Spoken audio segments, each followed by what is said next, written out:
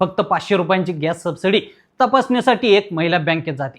Passbook print होतं आणि पुढच्या क्षणी तिच्या पायाखालची जमीन सरकते.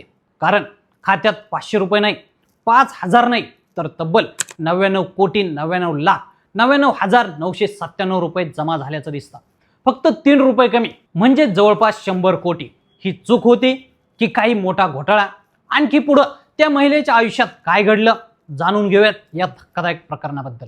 तर झालं असं की पश्चिम बंगालमधील दक्षिण 24 परगणा जिल्ह्यातील कुलतळी जामताला परिसरात राहणाऱ्या 36 वर्षीय काश्मीरा शेख या अत्यंत सामान्य कुटुंबातील महिला, त्यांच्या कुटुंबाची आर्थिक परिस्थिती हालाकीचीच.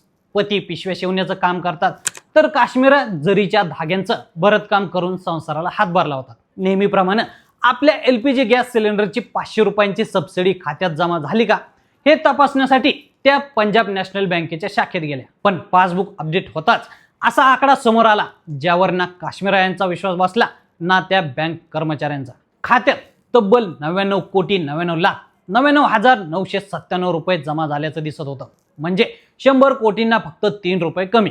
बँक कर्मचाऱ्यांनी अनेकदा शिल्लक तपासली, पण प्रत्येक वेळी तोच आकडा दिसत होता. या घटनेनंतर बँकेनं तातडीनं काश्मीरा यांचं खातं गोठवलं. त्यामुळं खात्यातील कोट्यवधी रुपये तर दूरच, पण त्यांच्या स्वतःच्या कष्टाचे पैसेही त्या वापरू शकत नाहीत. कुटुंबाचं एकमेव बँक खातं बंद झाल्यानं त्यांच्या दैनंदिन खर्चावरही परिणाम झालाय. दरम्यान ही पहिलीच घटना नाही. याआधीही कोलकात्यातील बेलेघाटा भागात क्लाउड किचन चालवणाऱ्या नुपूर गुप्ता यांच्या खात्यातही अचानक 47 कोटी रुपये जमा झाल्याचं समोर आलं होतं. त्यांनी स्वतः बँकेला या व्यवहाराची माहिती दिल्यानंतर पोलीस, बँक आणि प्राप्तिकर विभागानं तपास सुरू केला. पण प्रश्न असा आहे की एकामागोमाग एक अशा घटना का घडत आहेत? प्राथमिक माहितीनुसार पश्चिम बंगालमधील काही बँकिंग व्यवहारांवर परिणाम करणारा सर्व्हरमधील तांत्रिक बिघाड यामागे कारणीभूत असू शकतो असा अंदाज व्यक्त केला जातोय. मात्र पंजाब नॅशनल बँकेनं अद्याप याबाबत अधिकृत स्पष्टीकरण दिलेलं नाही. वरिष्ठ पातळीवर या संपूर्ण प्रकरणाची चौकशी सुरू असल्याचं सांगण्यात आलंय. एक साधी गॅस सबसिडी तपासण्यासाठी बँकेत गेलेल्या महिलेच्या खात्यात अचानक जवळपास 100 कोटी रुपये कसे आले?